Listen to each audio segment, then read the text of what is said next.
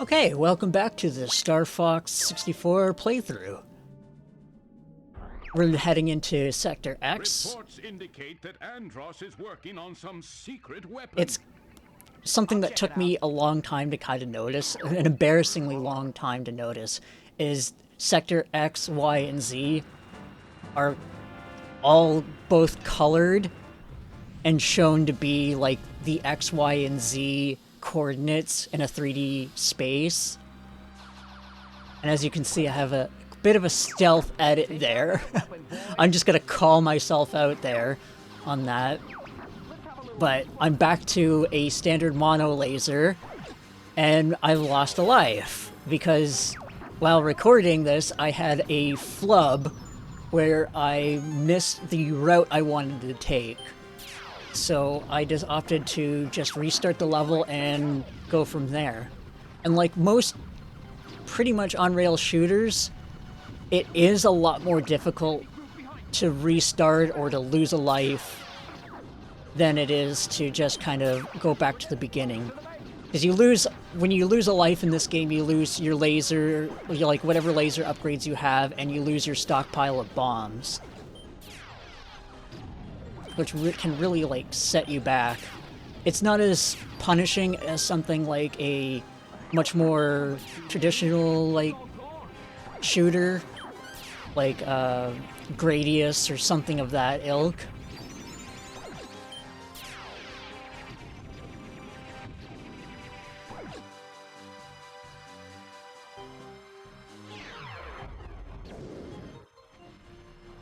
And there's kind of a mystery happening with this level, like what destroyed this base and everything like that. Unfortunately, we will not be seeing that.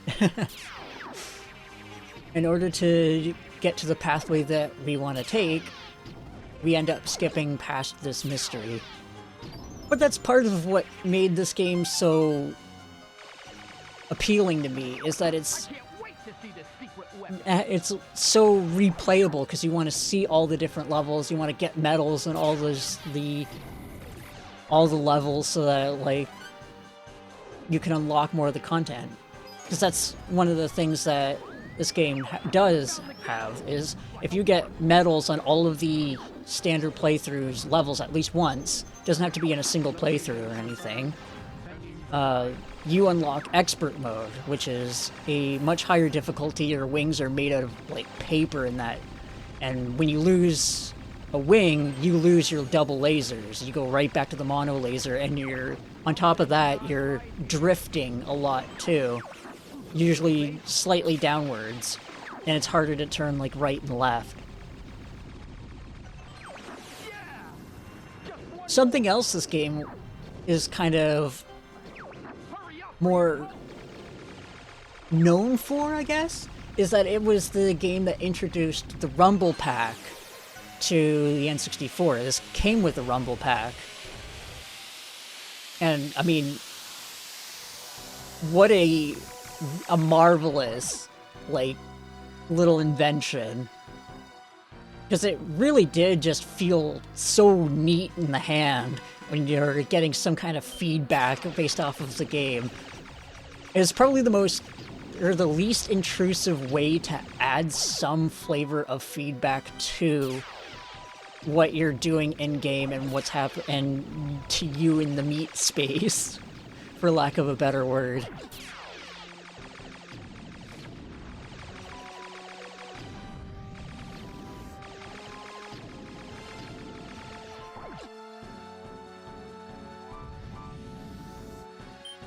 This is also one of the harder light speed sections in this, out of the two that really exist, to my knowledge anyway. Again, accidentally going into first person there because of the C-stick.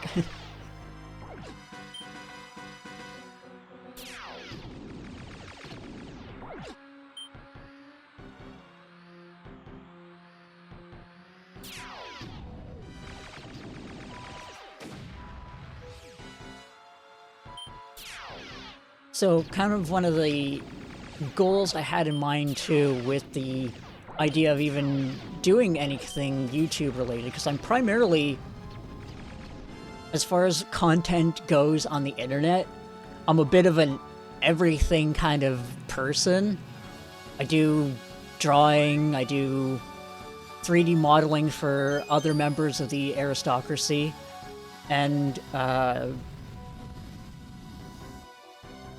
stream occasionally.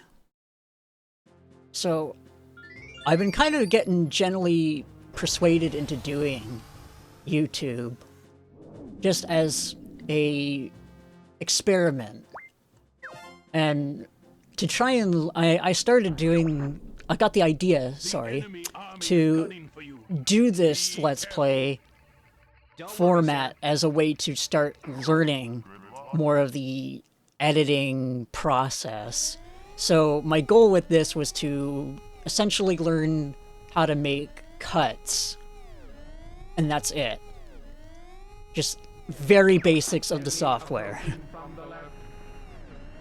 I hope to eventually get better at making edits and things like that, but we shall see.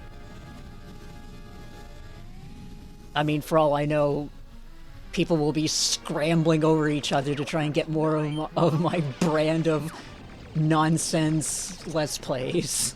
And I'll become a Let's Player or something. I don't know. I have my doubts, but this is just video 2 now of my video making career.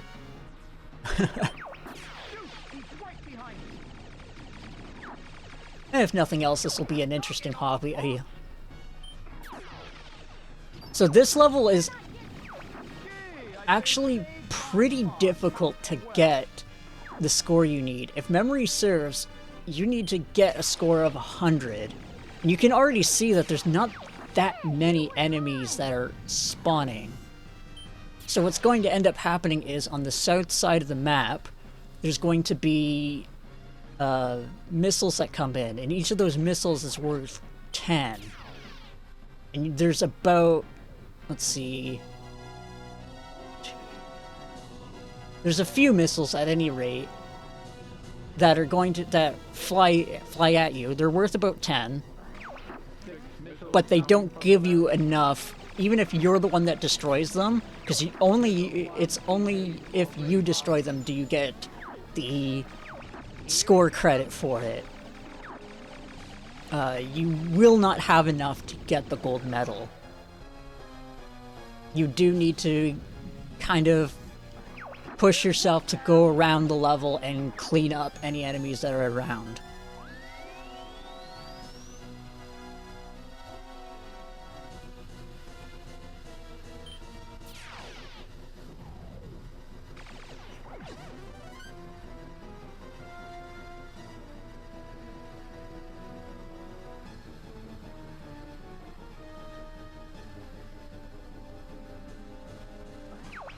And as you can see too, one of the other things that happens with this level is when there's not, like, it takes a while for these enemies to really respawn.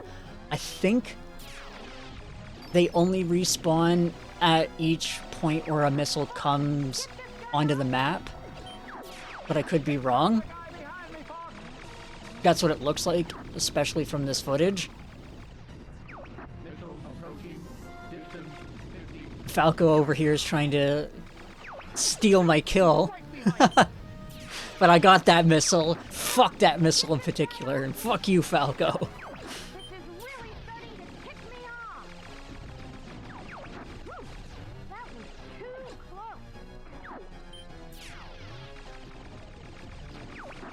One of the other kind of interesting things that I didn't notice for a long time while playing this game, and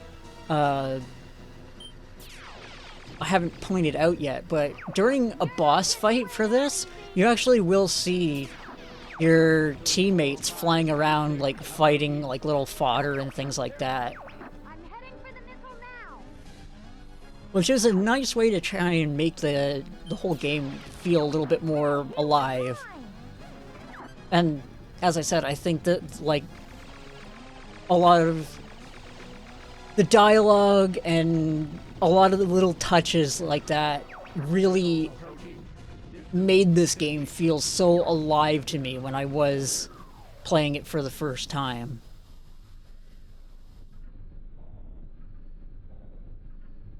And you can, if you miss one of the missiles, that is a route change. You'll end up with a mission complete instead of a mission accomplished. And you will go down a different pathway. I believe you go to the satellite defense system, and that puts you in for the bad ending. Which can be a bit of a piss off if it's like your first time getting to Sector Z and you just fuck up for whatever reason. It's like, tried so hard to get this good ending and then bam, get screwed over right at the last minute. Don't worry, Peppy's here.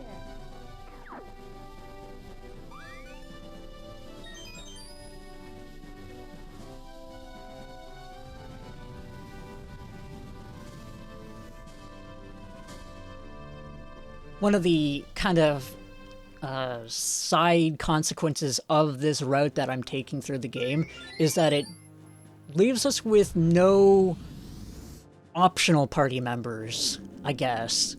Because there are 2 optional NPCs that will show up and will help aid the team. You have Bill and Kat. Will do, General. Bill is in the, for lack of a better, I don't remember the level's actual name, but it was the Independence Day level. And Kat shows up on Zonus. And you can even see them during the end credits. Their ships will be flying alongside the Starfox crew, which is another, like, nice little touch.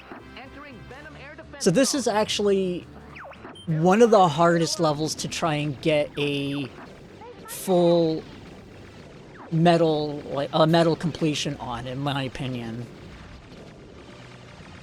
Because I believe you do need like 250 or 300.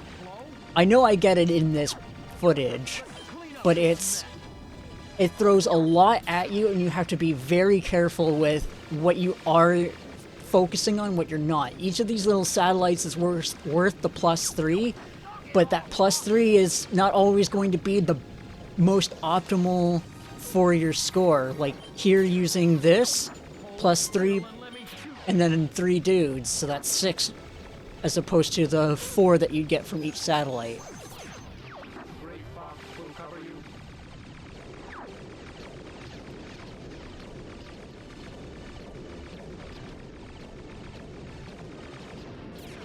And for some unknown reason, this is one of the few instances where those little missiles that those smaller ships are shooting are actually worth a score, but you can't lock onto them with the charge shot.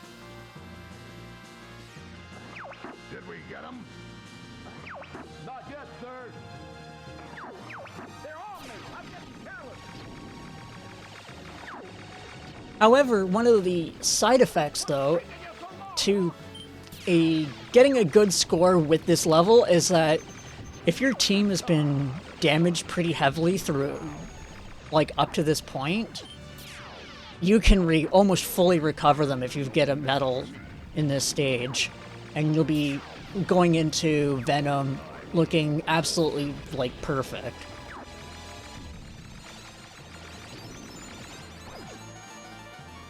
These butterflies are kind of a pain in the ass because you have to try and destroy them quickly in order to get the next one to spawn. Otherwise, they just stop spawning and you have to try and clean up the little satellites in order to get more score. Hey, Einstein, I'm on your side.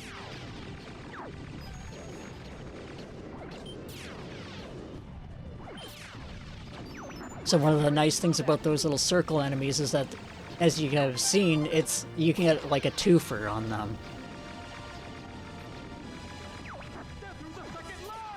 So what I'm doing here too is all the little turrets that are on those ships, those larger ships, are worth a score. you can't lock onto them, but if you just shoot the charge shot at them, you get the points as if you did lock onto them and destroy them. So I'm trying to just clean up as much as I can.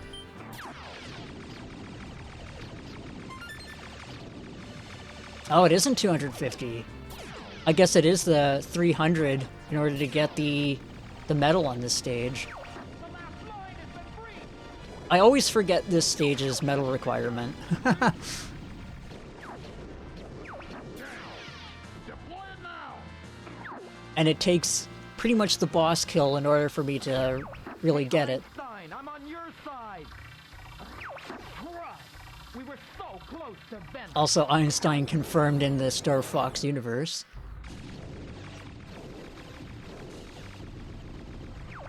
Yeah, it's working. Enemy field analyzed.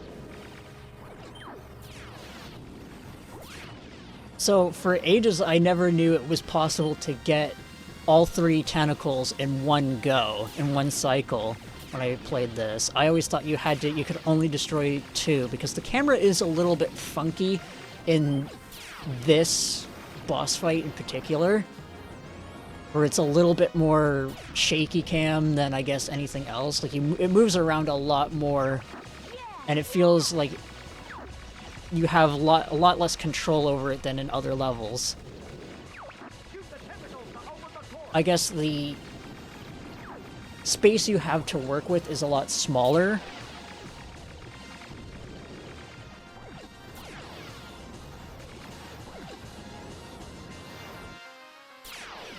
And here's the fake out.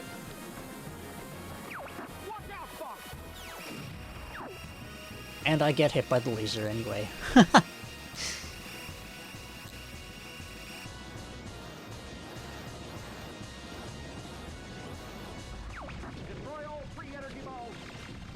And here, you just mash like hell as soon as you've gotten to this point.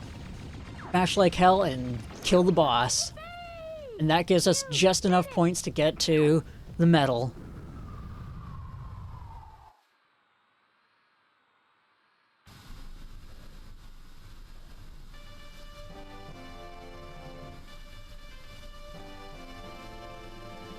And with that, mission accomplished. There is no other route change at that level. It's just you always get the mission accomplished if you make it to that level. Hold on, we're entering Venom airspace.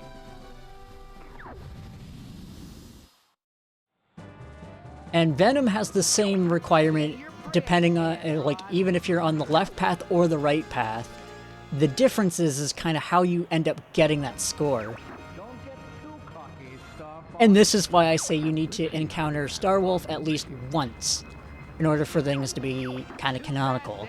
Because why would they be all mechanical and, like, bandaged up and things like that and need new ships if you never encountered them before? I'm also completely ruining their intro dialogue by just absolutely destroying them. Each one of them is worth 50, so they're worth a lot of score if you're the one that destroys them. And if you get all 3, then you pretty much sealed the deal on getting the medal for this stage. This is really starting to tick me off.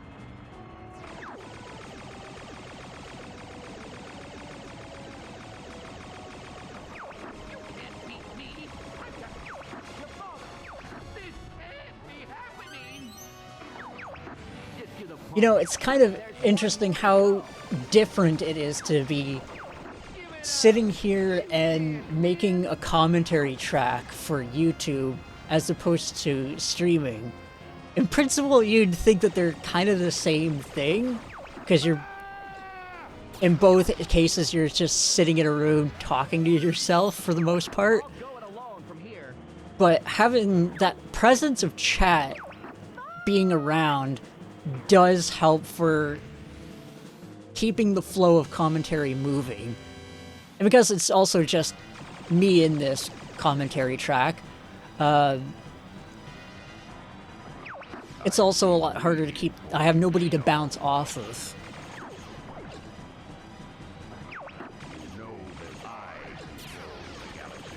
I like how Andros, either because of dialogue or voice direction, it just sounds like he's got like a mouth full of, like he's got his mouth full of something.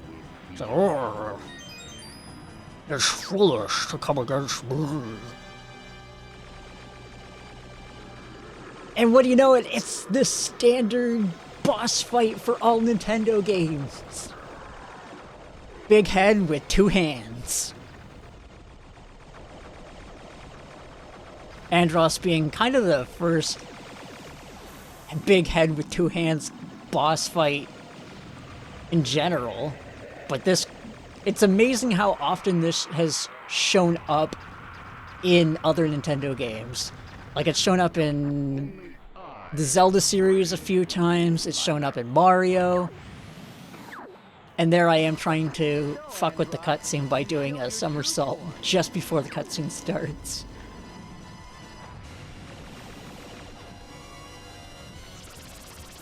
So that monkey was actually just a big brain! A big brain with big corny puns. And to get a little extra score, we're going to shoot out the eyes. And then go right for the brain. Now this boss is a bit of a pain in the butt because his sweet spot is just that part of the back of the brain. And it can be a pain in the butt to really, like, bring yourself to bear on it. And if he starts to follow you like that, just do a somersault and you'll be fine.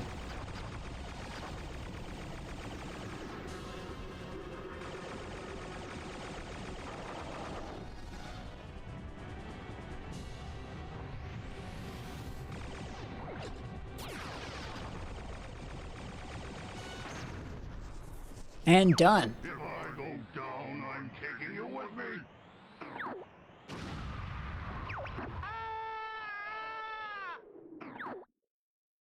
And the brave hero sacrificed himself. Also flashbang. Don't ever give up, my son. Except he didn't! Father? It's the ghost of your dad! Follow me, Fox. So there is still like a bit of weird RNG with the end boss. For some unknown reason, the final boss, like Andros's hits, don't fully count during the transition. Because I have done this fight countless times, and I've gotten different scores. Even though I kill all of Steam of Starwolf and kill Andros the same way I always do, but I end up with a different score on N64. It must be tied to like frame rate or something. I don't know. But here we are at the end of the game now. That's kind of the last thing I really have to say.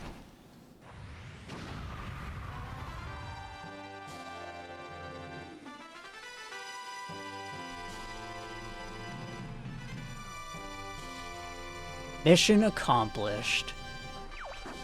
If you were to do this on the other route, you'd get a mission complete instead. That's our leader.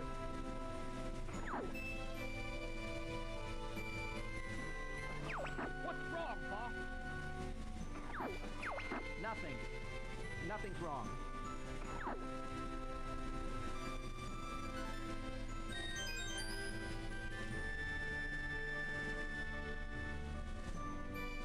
So I like how it does still show you the status screen at the end there and like fills up your allies' health and stuff, even though there's no way that you're gonna go to another level. And nothing left to do now but to dance over the credits.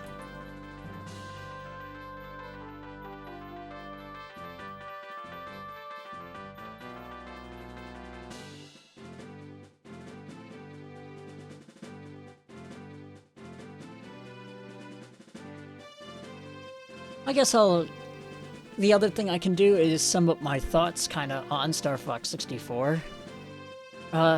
for the most part, it's just a matter of they peaked with this one, and they were never really able to capture this one's fun ever again. If they were to do, if like I were in charge of making a new Starfox game, I would make it a downloadable only title. It'd be like $20, and it'd be another on-rail shooter similar to this game. I'd want to try and do something similar to this game, and the problem is they always try to do something different with the Starfox series. And it's the kind of thing where, like, I don't buy a lot of what Nintendo's saying when it comes to some of their other side series, like your Starfox, your F-Zero, and your Metroid, where, like, for example, F-Zero, they always say, like, oh, we don't want to do another F-Zero unless we can do some new hardware thing or something different, when in a lot of cases, most people just want another similar game. Because you think, for ages, Zelda was doing pretty much the same thing every go-around, and Mario doesn't change all that often.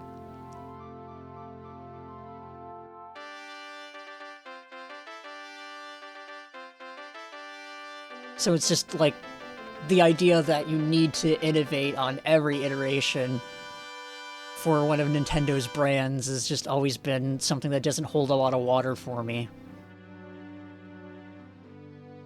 Starfox, we are in your debt. I would be honored to have you as part of the Cornerian... Oh, no, sir. We prefer doing things our own way. Shoutouts to anybody who actually picked up their controller to hit the C right there. It's time for us to go now. I used to do that every single time I played this game. And then for some reason we just go back to Venom to have a bit of a run.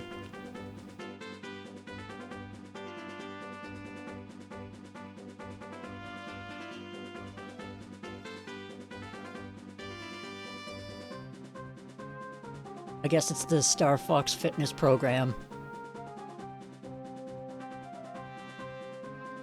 That or they parked very far away. Because this looks like Venom. At least based off of the ground texture.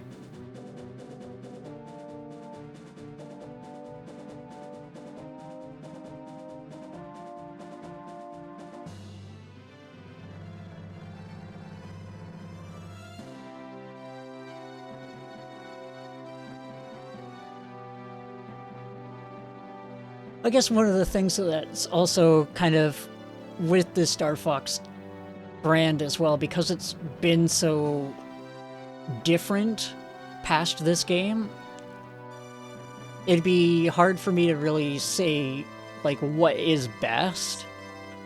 Just going back to my previous thought of a download-only on-rail shooter title.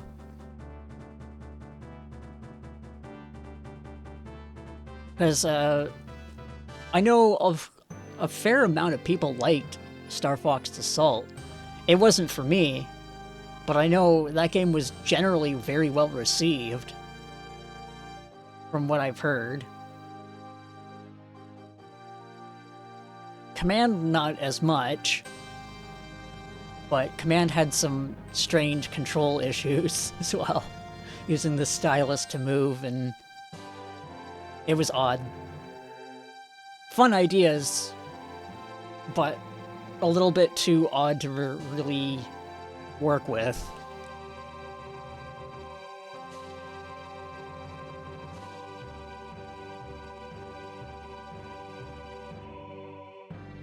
Wow, 1302! I get to put my name into the online N64 leaderboards!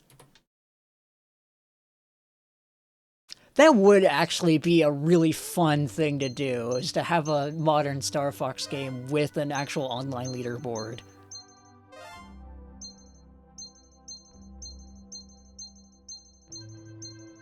I'm going to put in Des. The font has always been kind of weird for this. I'm also going to show off the other previous scores that are on a standard file.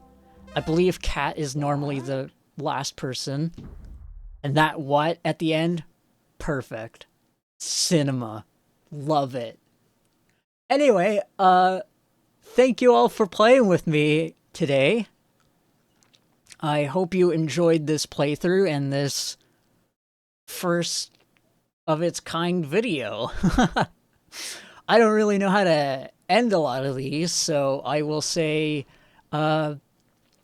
see you next video, and until then, goodbye.